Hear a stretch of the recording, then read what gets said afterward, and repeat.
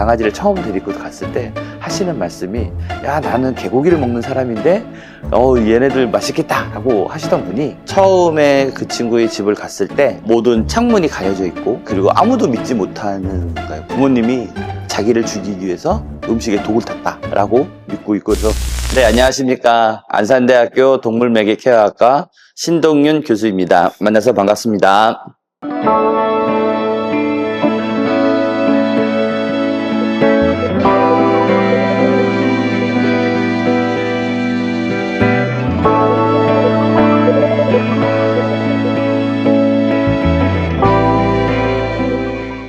저에게 좋은 선한 영향력을 줬던 한 선생님이 계시는데, 그분이 사제가 되는 게 꿈이었고 나중에 그 길을 가셨어요. 그래서 저도 이제 그 길을 갔으면 좋겠다라고 생각을 했는데, 가장 어려웠던 거는 이 8살 때부터 30살 때까지 태권도 했습니다. 신학교를 가려면 또 많은 공부를 해야 했는데 용기를 내지 못했죠. 공부하는 게 제일 두려웠어요. 그러는 중에 나도 신부가 되고 싶은데 라는 게 되게 강력한 메시지가 저에게 전달이 됐고, 두려워했던 것을 극복해 봐야 하지 않을까라고 해서 그 용기를 내고 수능이라는 것을 준비를 하고 수없이 2년 동안 도전을 해서 많은 점수를 받았지만, 그때 당시 나이가 많은 사람은 신학교에 들어오는 것을 조금 반대한다라는 입장을 표명을 함으로써 수능을 한 게 너무 아깝잖아요. 공부를 했던 게 너무 아까워서 심리학이라는 다른 새로운 공부를 시작을 했고, 청소년 심리학을 전공을 하면서 청소년 상담이라는 영역으로 들어가게 됐습니다.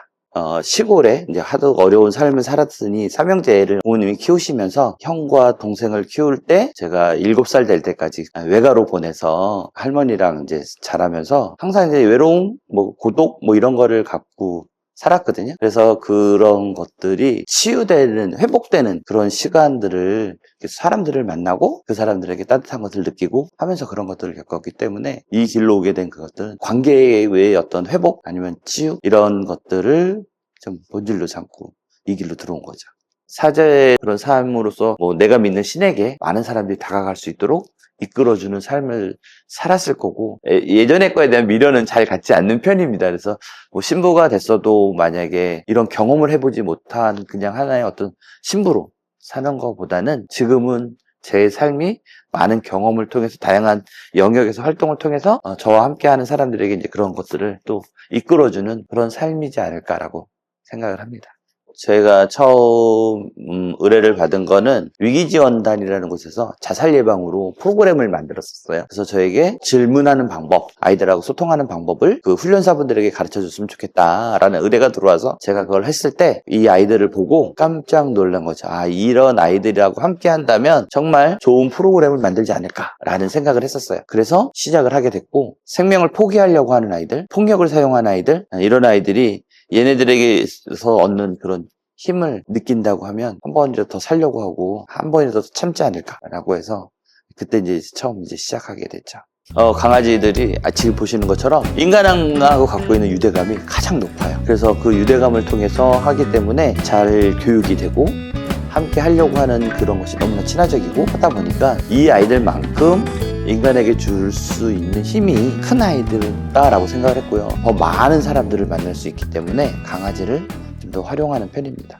이 친구들을 이제 테라피독이라고 이야기하고 치료 도우미견이라고 이야기를 합니다. 그래서 우리나라에서 대표적으로 안전한 강아지 그러면 리트리버가 이제 선호가 되고 있고, 또한 학습력이 뛰어나다 보니 저희와 함께 호흡을 맞추거나 하는데 매우 중요한 역할을 하고요. 프로그램의 구성에서도 마찬가지로 많은 역할을 하는 게 이제 리트리버들이기도 합니다. 이 동물 매개 치료는 무너졌던 관계를 회복하고 싶은 게 이제 제 철학이에요. 그래서 사람들이 목적에 의해서 강아지를 키웠고, 그 강아지들이 이제 우리에게 반려동물이라는 영역으로 와서 관계를 맺는 형태로 지금 하고 있는 게 반려동물인데, 반대로 사람은 서로의 관계를 형성하다가 이제는 관계가 깨지고 어떤 자기 목적에 의해서 사람을 만나야 하는 그런 세대가 되다 보니, 다시 관계를 회복하기 위해서 반려동물이 함께 하는 게 이제 제 철학인 거고요. 그러기 위해서 우리 인간이 갖고 있는 철학, 사랑의 언어라고 얘기하는데, AI가 할 수 없는 영역이 바로 이런 연민, 사랑, 이 영역이잖아요. 그런 언어적인 것을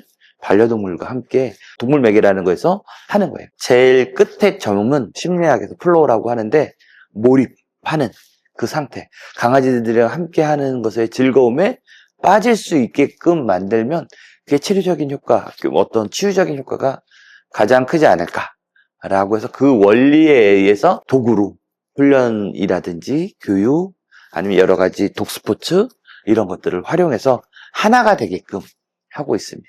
처음에 이렇게 저희 학교 이렇게 보시면 이렇게 계단으로 되어 있잖아요. 그 이유 중에 하나는 앞에서는 정말 열정적으로 와서 앉을 수 있는 사람들이 쭉 있고 뒤에는 무서워하거나 두렵거나 하는 사람들이 뒤에 앉아요. 그래서 그런 거리감을 줌으로써 좀 더 안전하다라는 생각을 하게끔 하고 그 안전한 생각이 들면 다른 사람들이 하는 걸 쳐다봐요. 하는 모습들을 보면서 자기도 하고 싶다는 욕구를 만들게 되고 그 욕구 때문에 시도를 하게끔 용기를 내게끔 하는 형태로 해서 불안을 극복하는 형태를 취하고 있어요. 그래서 그렇게 극복되어져 가는 친구들이 되게 많아요.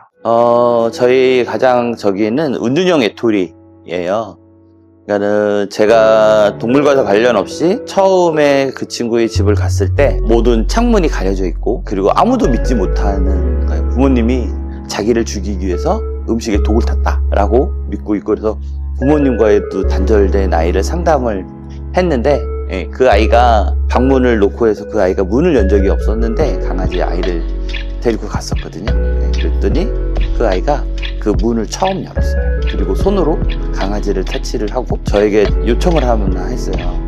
밤에 아무도 없을 때 한번 다시 오면 어떻겠냐. 그래서 밤 11시 정도에 그 어린 강아지를 데리고 같이 갔더니 얼굴을 가리고 후드티로 몸을 다 가린 상태로 바로 집 뒤에 있는 운동장을 강아지랑 한번 산책을 하고 나왔거든요. 그 아이가 저는 제일 많이 생각나요. 그래서 그리고 나서 이제 한번 자살 위기 아이들을 보교육청에서 한번 이런 걸 프로그램을 했으면 좋겠다라고 의뢰가 들어왔을 때 성큼 할 수 있겠다라고 생각을 했던 거죠. 요양병원 환자분들께서 어르신들께서 강아지를 처음 데리고 갔을 때 하시는 말씀이 야 나는 개고기를 먹는 사람인데 얘네들 맛있겠다라고 하시던 분이 그것이 끝나고 나서는 그 아이의 이름을 부르면서 사랑해 다음에 또 보자라고 하고 미안하다라는 것을 아이에게 표현을 하고 저를 만나겠다고 미안하다는 말을 전하고 싶다라고까지 저희 학생들에게 얘기했고 저에게 직접 와서 그런 이야기를 해서 미안하다라고 해서 너무나 사랑스러운 아이들이라는 것을 처음 알았다고 얘기까지 하시는 얘들이 있었어요. 그래서 그만큼 아이들을 보면서 빠른 변화를 만들어내고 빠른 효과가 있으면서 좀 더 개선되는 것들이 생명을 갖고 있기 때문에 그게 가능하지 않을까라고 생각을 합니다. 지금 반려견을 키우던 세대가 이제는 이별을 준비해야 하는 세대로 왔어요. 펫 로스, 상실감 뭐 이런 것들이 이제 많이 올 거고 그것을 극복하는 것도 방법이 되게 많아요. 심리학에서는 그걸 잘 표현하고 해소할 수 있는 법을 배워야 한다라고 하거든요.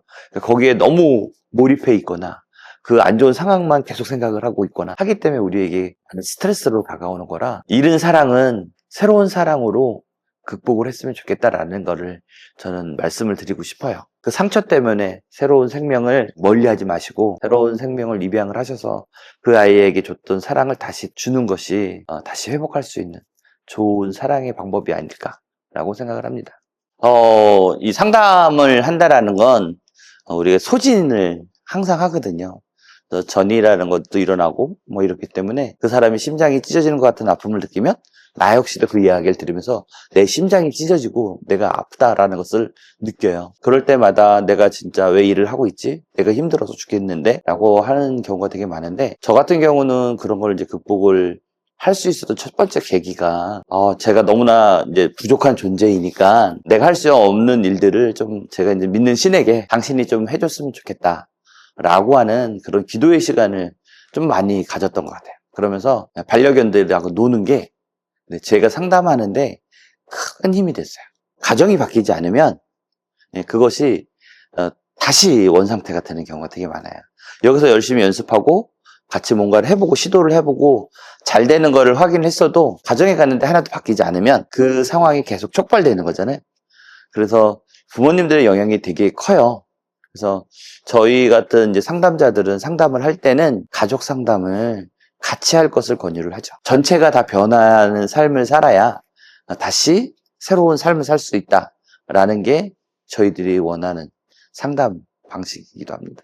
저는 우리나라에서 이 동물매개 치료가 임상을 적용한 그런 케이스인 거예요. 그래서 어떤 하나의 활동이라고 해서 그냥 반려동물과 함께 놀거나 공유하는 이런 거로 좀 떠나서 좀 더 이 아이들이 갖고 있는 좋은 특성들, 우리들에게 어떤 정서적인 힐링도 주고 통증도 완화해주는 역할을 하는 것처럼 임상이라는 것을 계속해서 넓혀갔으면 좋겠다 라고 하는 것이 저의 어떤 포부인 거예요. 그래서 좀 더 이들을 위해서 다양한 학문을 공부할 수 있는 사람들, 그러니까 훈련학이나 뭐 이런 반려동물 관리학 여기에 머무르는 것이 아니라 심리치료부터 시작해서 좀 더 병리학까지 다 좀 더 공부해서 이 아이들을 통해서 좋아지는 모습들을 계속 만들어내는 것, 그게 이제 앞으로 동물매개 치료가 나가야 할 방향이라고 생각을 합니다.